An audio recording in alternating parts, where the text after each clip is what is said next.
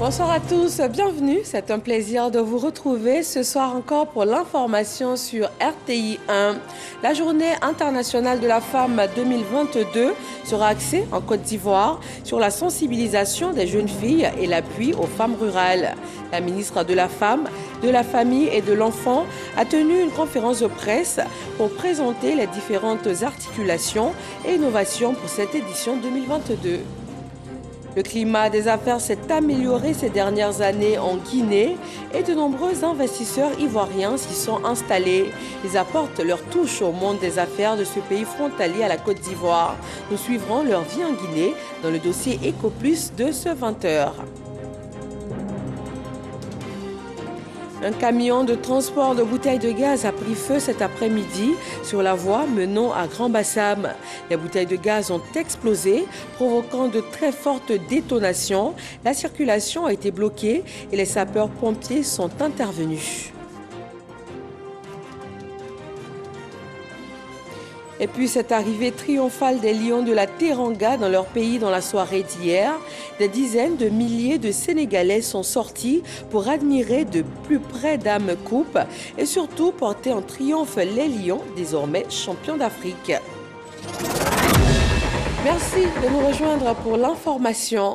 Le 8 mars, journée internationale de la femme. Chaque année, la Côte d'Ivoire met à profit cette date symbolique pour créer la mobilisation en faveur des droits des femmes, sensibiliser, éduquer, à bannir les violences et les inégalités. Pour cette année, l'accent est mis sur la sensibilisation des jeunes filles et l'appui aux femmes en milieu rural. Pour le volet festif, le PAGN 2022 a été présenté. Théodore Zouzou et Godefroy Kambawa.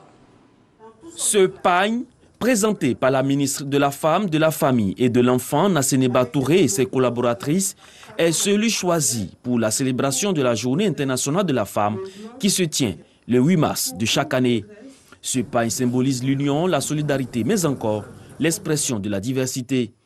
La célébration officielle 2022 se tiendra dans la commune de Koumassi autour du thème de l'égalité de chance pour un avenir durable en Côte d'Ivoire. Il s'agit de mettre sur la sellette la problématique du changement climatique qui menace l'avenir si rien n'est fait sous l'angle de la dimension genre. Par exemple, la raréfaction des points d'accès à l'eau oblige les femmes à parcourir des distances toujours plus longues pour trouver cette ressource nécessaire à la vie de toute la famille. Ce thème indique dès lors l'importance de prendre en compte la dimension genre dans les programmes et initiatives de développement pour un avenir meilleur et durable. Une occasion pour la ministre Nasseneba Touré de présenter les innovations de cette édition. Le lancement de la GIF 2022 qui se tiendra le 21 février prochain au campus universitaire de Cocody. Nous allons avoir des panels autour des thèmes zéro violence basée sur le genre et cohésion sociale.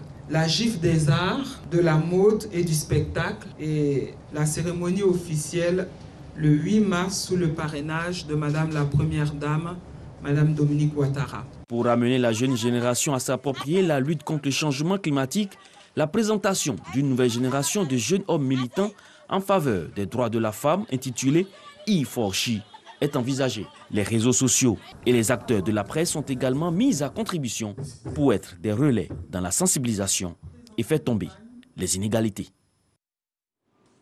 La lutte contre la corruption au cœur d'une rencontre du Centre d'information et de communication gouvernementale. Une lutte importante quand on sait que la corruption fait perdre chaque année à l'État de Côte d'Ivoire 1400 milliards de francs CFA. Le représentant du ministre de la Promotion de la Bonne Gouvernance a donné plus de détails. Espérance Diakale et Abou Sanogo. La corruption a fait perdre à la Côte d'Ivoire en 2019 1400 milliards de francs CFA, soit 64% du service de sa dette, selon une étude rendue publique par le ministère de la Promotion, de la Bonne Gouvernance, du renforcement des capacités et de la lutte contre la corruption. Des chiffres qui fragilisent les recettes fiscales de l'État et freinent les efforts des autorités dans la mise en œuvre des politiques publiques pour l'amélioration des conditions de vie des populations. Face à tout cela, le président Alassane Ouattara a donné un coup d'accélérateur à sa politique de lutte contre la corruption. Il a fait de la lutte contre la corruption et la promotion de la bonne gouvernance la troisième priorité de l'année 2022. Il y a à peine une semaine, lors du Conseil des ministres, il a réaffirmé et réitéré cet engagement vis-à-vis des gestionnaires des sociétés et établissements publics. Ça vous dit que la question tient au chef de l'État, la question également tient au gouvernement dirigé par son Excellence, Monsieur le Premier ministre Jérôme Patrick Achi. À ce jour, grâce au plan stratégique de développement, 133 missions d'investigation et de vérification des signalisations de corruption ont été réalisées dans certaines administrations et services publics. Au thème de toutes ces missions, 64 agents et fonctionnaires de l'État ont été interpellés et traduits devant les conseils de discipline conformément au statut général de la fonction publique. Le ministère a mis en place, et bientôt ça sera lancé par son Excellence Monsieur le Premier ministre, une plateforme d'alerte et de signalement qu'on a appelée Spatia, qui est le système de prévention et de détection des actes de corruption et d'infractions assimilées. En perspective, plusieurs réformes sont prévues, notamment le renforcement et l'harmonisation du cadre institutionnel et juridique, l'intensification des actions de sensibilisation et de communication en matière de bonne gouvernance en vue de lutter efficacement contre la corruption.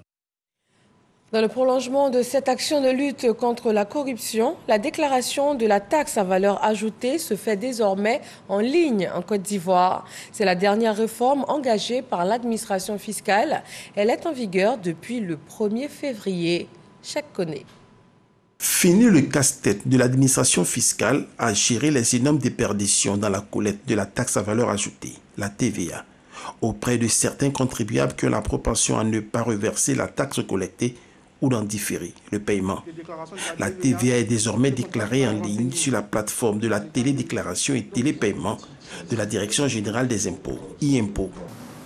L'implémentation de cet outil informatique innovant se justifie par la volonté de faire de la TVA un impôt véritablement leader. On le dit, la TVA n'a pas encore pris la place qui est la sienne dans le dispositif fiscal ivoirien, puisque au jour d'aujourd'hui, elle est encore en concurrence avec l'impôt sur les bénéfices et les impôts sur les traitements et salaires. Un pays moderne doit asseoir l'essentiel de sa fiscalité sur la consommation. Et la TVA est par excellence l'impôt sur la consommation. Cette réforme, qui est une innovation majeure, s'inscrit dans une réelle volonté de digitaliser toute l'administration fiscale. Ainsi, comme on le voit, les implications de cette taxe vont au-delà des simples considérations fiscales pour toucher l'environnement des affaires en Côte d'Ivoire. Il était donc urgent pour nous de mettre en place une administration digitalisée de la TVA qui sécurise les entreprises et leurs opérations en Côte d'Ivoire.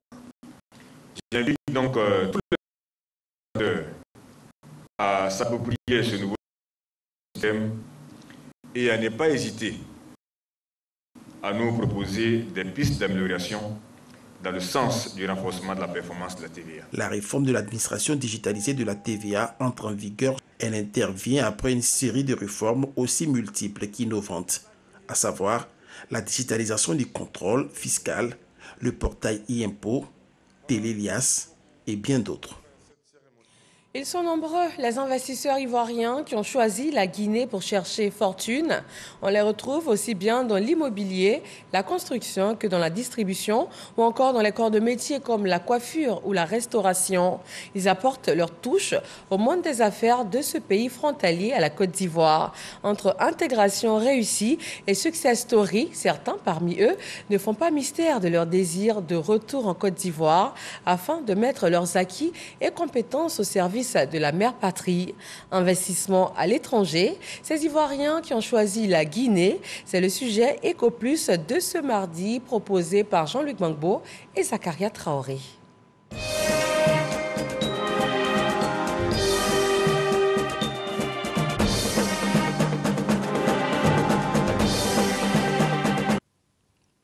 Conakry, capitale de la Guinée. Plus de 2 millions d'habitants, une ville en pleine expansion, en pleine urbanisation. Au cœur de la ville comme dans la périphérie, les logements poussent, traduisant ici le dynamisme d'un secteur, l'immobilier.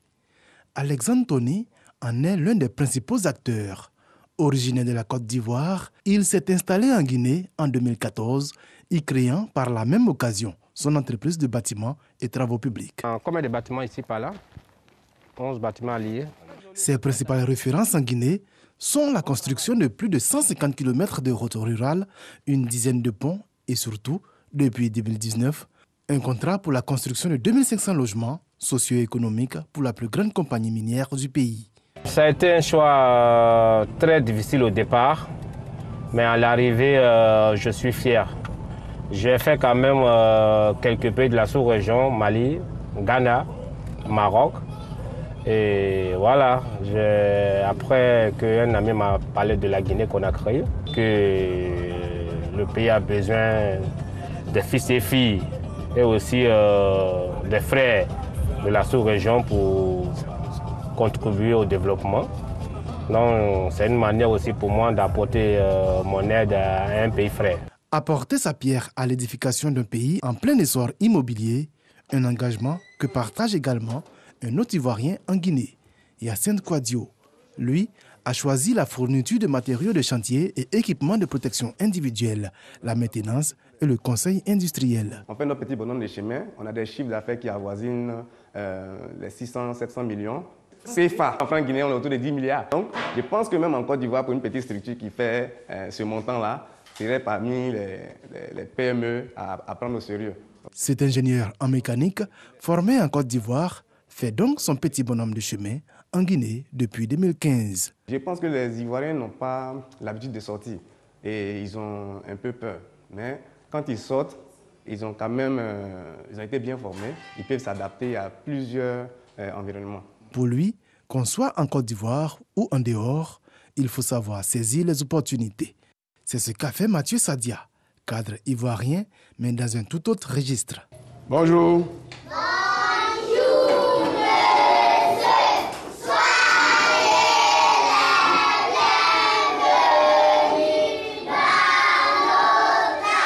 Cette école primaire, située dans le quartier de Lambagne, fait partie de la chaîne d'établissements qu'il a ouvert ici à Conakry. 3 au total. Belle réussite pour celui qui est arrivé en Guinée pour travailler dans les télécoms. Un bon pour elle, hein? Bravo! J'ai vu sur le terrain que les réalités au niveau de l'enseignement demandaient encore d'apporter un meilleur. Celui qui totalise aujourd'hui une vingtaine d'années de présence en Guinée et témoin de plusieurs changements sociopolitiques dans le pays, reste convaincu d'une chose, la fraternité entre les deux pays voisins qui facilite l'intégration et l'investissement. La Guinée et la Côte d'Ivoire sont vraiment des pays voisins, des pays amis, des pays frères. Donc lorsque nous rentrons ici, nous sommes accueillis comme si nous étions chez nous. Et tout besoin, ce que nous faisons, c'est de respecter l'administration, tout ce qui est administratif. On retrouve également les Ivoiriens dans l'hôtellerie, la restauration, le showbiz ou encore les petits métiers comme la coiffure. Maggie est originaire de l'Est de la Côte d'Ivoire. Elle a appris la coiffure dans son pays avant de migrer en Guinée. C'est vrai, la monnaie elle est faible, mais en tout cas, quand tu viens ici, quand tu te débrouilles bien, tu peux t'en sortir. Le savoir-faire ivoirien en la matière est très prisé ici. Et Maggie en profite pour faire de bonnes affaires. On estime à entre 5 000 et 6 000 le nombre d'Ivoiriens vivant en Guinée, évoluant dans presque tous les milieux économiques. Alain Hachi préside aux destinées de la CIG, la communauté des Ivoiriens de Guinée, depuis quelques années. Ce restaurant dans lequel il nous reçoit appartient à un Ivoirien. On a la plupart de nos frères qui sont dans presque tous les secteurs. Voilà. Et ce n'est pas seulement en Guinée, c'est dans tous les pays. Il y a ceux qui se suffisent et il y a ceux qui se suffisent moins et ceux qui ne se suffisent pas du tout. Nous avons toutes ces catégories ici en Guinée et particulièrement au sein de la communauté. Les Ivoiriens qui se suffisent en Guinée, une catégorie dont fait partie Alexandre Tony, le patron de l'entreprise de PTP. Une réussite qu'il a tissé à coup de partenariat avec d'autres chefs d'entreprise locaux. Quitter chez soi et venir réussir ailleurs, ce n'est pas donné à tous. Au-delà même de cet aspect culture, les Ivoiriens sont en train de venir encore dans l'entrepreneuriat et ils s'imposent. Je crois que nous autres, il faut qu'on attache aussi la ceinture. Hein. Alexandre Tonné, avec son marché de 2500 logements sur une trentaine d'hectares entre Conakry et Kamsar, symbolise la percée du savoir-faire ivoirien dans les BTP en Guinée. Ici, voilà, c'est du nouveau. Ça n'existe pas pour le moment, ce genre de projet en Guinée. Voilà pourquoi j'ai hâte de lancer ce projet et voir le projet naître pour que dans l'avenir, envoyer aussi les prémices chez moi au pays pour voilà, continuer aussi l'œuvre que je veux faire. Retourner au pays pour présenter les fruits de son aventure à l'étranger, le rêve de tout expatrié. Cela équivaut surtout à relever un double défi. S'imposer d'abord à l'étranger, puis confirmer sur le sol ivoirien. Un rêve que caresse Tonné Alexandre comme tous les autres Ivoiriens de Guinée. Voyage au cœur de Conakry avec les Ivoiriens qui sont bien intégrés dans le monde des affaires guinéen. Un dossier Ecoplus signé Jean-Luc Gbangbo et Zakaria Traoré. Retour en Côte d'Ivoire pour faire le point de la maladie à coronavirus pour cette journée du 8 février.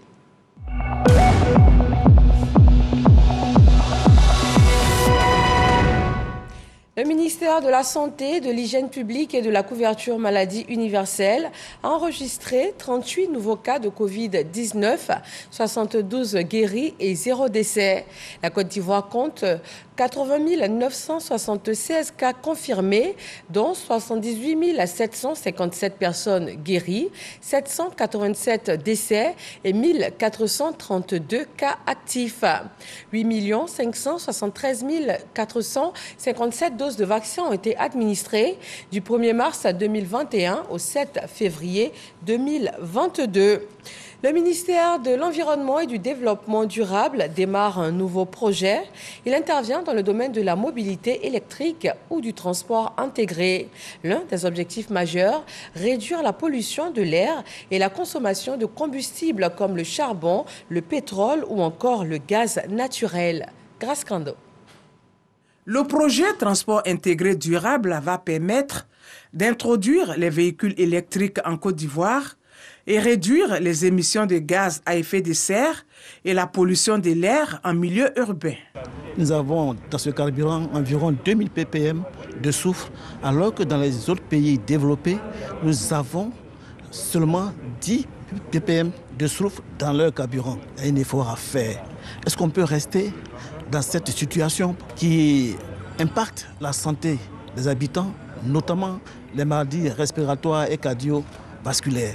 Le projet Mobilité électrique est soutenu par le Programme des Nations Unies pour l'environnement et financé par le Fonds pour l'environnement mondial à hauteur de 300 millions de francs CFA. La Côte d'Ivoire, le Togo et la Sierra Leone sont les 3 pays de la CEDEAO concernés par ce projet pilote. Aujourd'hui, notre ambition, c'est d'arriver même au niveau des 2 roues aussi, à les amener à utiliser aussi l'électricité pour que les émissions de gaz à effet de serre puissent baisser significativement. Le ministère des Transports a pris la décision d'interdire l'importation des véhicules d'occasion de plus de 5 ans, concernant les petits véhicules. Donc aujourd'hui, c'est de faire en sorte que notre parc se rajeunisse. Le projet Mobilité électrique s'appuie sur des objectifs spécifiques. Former et renforcer les capacités des acteurs, surtout les professionnels du transport, faire la démonstration des essais de véhicules électriques et développer des plans d'affaires pour susciter l'engagement du secteur privé.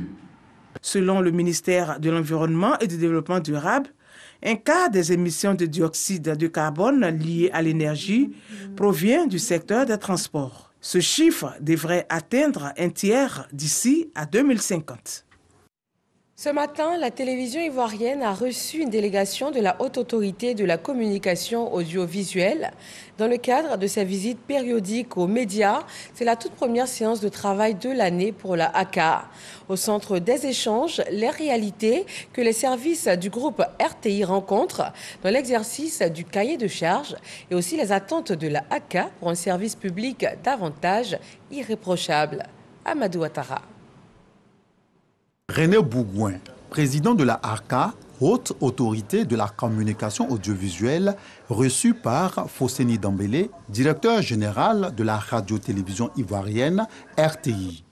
À ses côtés, des directeurs des chaînes radio et télé, ainsi que des responsables des autres départements du groupe RTI.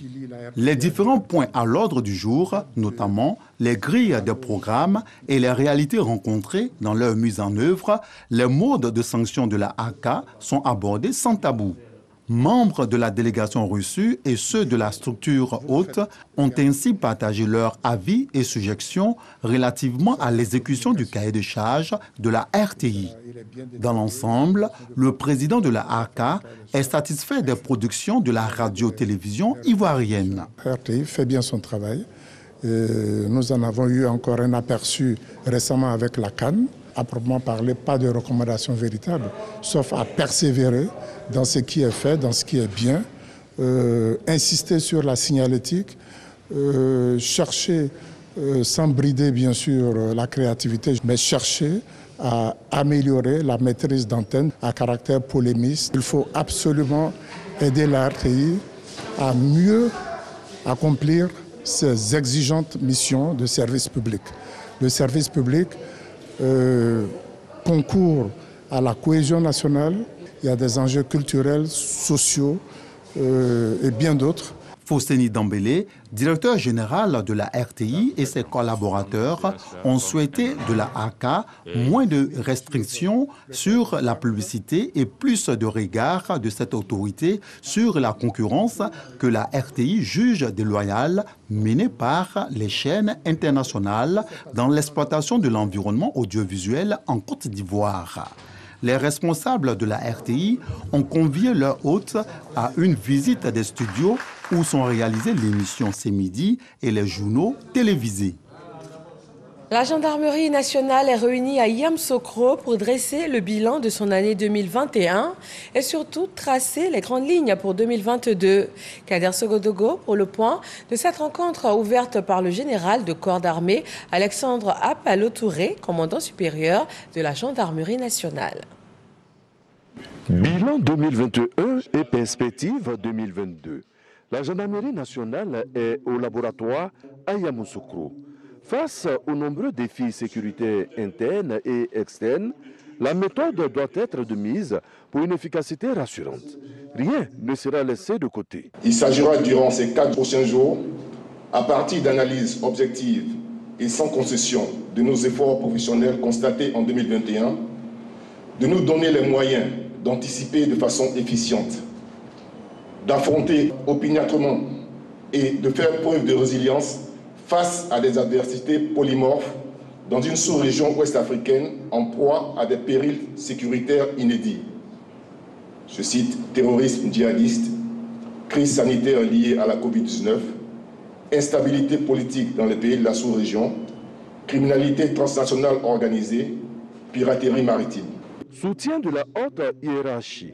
La gendarmerie nationale sera toujours présente pour jouer sa partition.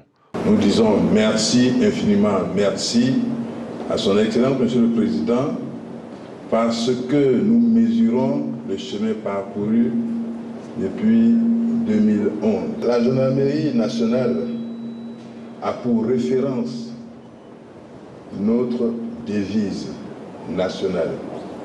Union, discipline, travail. Nous pensons que tout Ivoirien doit pouvoir se sentir bien lorsque seulement il s'inscrit dans les limites de cette devise nationale. Fin du séminaire le samedi 12 février 2022 en début d'après-midi. Les perspectives sont attendues. La plateforme de la société civile pour la paix et la démocratie veut apporter une réponse à la violence et à l'incivisme en milieu scolaire. Pour ce faire, elle installe des comités de paix dans les lycées et dans les collèges. Ces comités ont pour mission de pacifier l'environnement scolaire et surtout de lutter contre le phénomène des congés anticipés. Un camion de bouteilles de gaz butane est parti en fumée cet après-midi sur l'axe menant à Grand Bassam. Les bouteilles de gaz ont explosé. Les sapeurs-pompiers ont mis 3 heures à éteindre le feu. Bilan, 3 blessés et une dizaine de magasins partis en fumée. Grand Bassam, village des artisans. Un camion de 10 roues entièrement calciné. La fumée s'échappe encore de l'épave. Le véhicule transportait des bouteilles de gaz butane pour ravitailler certainement ses points de vente pour les ménages. Malheureusement, il n'arrivera pas à destination. Ces images amateurs montrent l'ampleur des dégâts. L'incendie a fait 3 victimes blessées, prises en charge et évacuées aux urgences par les sapeurs-pompiers militaires et les secouristes d'urgence de Grand Bassam. Bon, aujourd'hui, aux environs de 13h40, on a été alerté pour un feu de camion transportant les bouteilles de gaz. Et arrivé sur les lieux, on a vu qu'il y avait des explosions et le feu se propageait vers les magasins aux alentours. Donc notre mission, dans un premier temps, c'est de créer un périmètre de sécurité pour ne pas qu'il y ait des blessés et autres. Et puis ensuite, on a procédé à l'extinction du feu. Et dès notre arrivée, il faut dire que l'accès était vraiment difficile du fait des explosions, de nombreuses bouteilles de gaz. Il y avait vraiment des détonations de part et d'autre. Il y a présentement 16 magasins qui sont partis en feu. L'un des artisans sinistrés témoigne. On a essayé d'éteindre le feu, mais vraiment on n'a pas pu. Et les braises qui tombaient là, on pris les herbes, c'est allé vers le réservoir. Quand tout a commencé à brûler, on n'a pas pu rester là. Il y a 16 ateliers qui ont été recensés, qui sont brûlés. Cet incident malheureux de Grand Bassam rappelle la dangerosité du gaz domestique en cas d'accident, même lorsqu'il est transporté dans les meilleures conditions de sécurité. Ironie du sort, la plupart des taxis communaux de Grand Bassam utilisent ce gaz domestique à la place du carburant. Un détournement d'usage, pourtant interdit dans le transport. Un reportage signé Didier Nguesson. On s'intéresse maintenant au sport et ils sont à l'honneur après leur sacre. Les Lions de la Teranga ont foulé le sol sénégalais hier lundi. Les populations sont sorties pour leur réserver un accueil à la hauteur de l'exploit historique. Dakar a fêté ses héros. Les joueurs ont communié avec les supporters. Sadio Mané et ses coéquipiers auront droit à un hommage de la nation. Serge Coléa. Ils étaient des dizaines de milliers pour accueillir les nouveaux champions d'Afrique. Ce lundi 7 février 2022, déclaré férié par le président Macky Sall, le 11 national était attendu par tout un peuple. L'événement est retransmis en direct, mais les supporters veulent être témoins de l'histoire en vivant ces moments de bonheur. Même si les Lions ont communié avec des foules immenses, tous n'ont pas eu la chance de les voir à leur arrivée.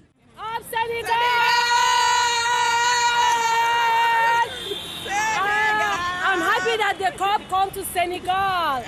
Je suis venu pour soutenir les Lions de la Teranga. Voilà. Mais dommage, on ne les a pas vus parce qu'ils ont emprunté la voie de la BDN. Donc c'est un sentiment de tristesse, si je peux dire. Mais bon, force Lions de la Teranga et puis c'est l'Afrique qui gagne.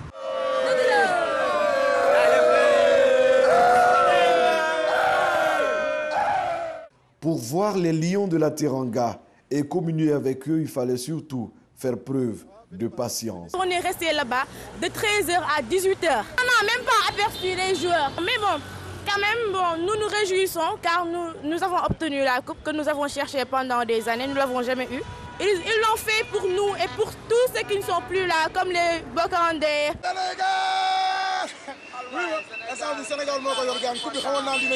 Les Lions du Sénégal sont bien arrivés à Dakar avec le trophée continental. Ils auront droit à un hommage national au palais présidentiel ce mardi 8 février, avec notamment une décoration dans l'ordre du Lion. En attendant la suite du programme officiel, la fête se poursuit dans les rues de la capitale. Au Mali, la présence du groupe de sécurité privé russe Wagner alimente les débats depuis déjà plusieurs mois. Une quinzaine de pays européens, dont la France, le Canada ou encore récemment les États-Unis, ont affirmé que plusieurs centaines de mercenaires russes sont déployés au Mali. Le président russe Vladimir Poutine n'a pas nié leur présence, mais il a démenti tout lien entre les mercenaires et l'État russe. Les autorités maliennes de transition, elles affirment de leur côté qu'il s'agit là d'une campagne de dénigrement du Mali et que les combattants russes qui soutiennent les forces maliennes ne sont pas des mercenaires mais bien des soldats présents au Mali sur la seule base de la coopération d'État à État avec la Russie. Et c'est tout pour ce soir. Merci de nous avoir suivis. À 23h, retrouvez Aboulaye Koné et demain 20h, Marie-Laure Goran. Excellente fin de soirée sur RTI 1.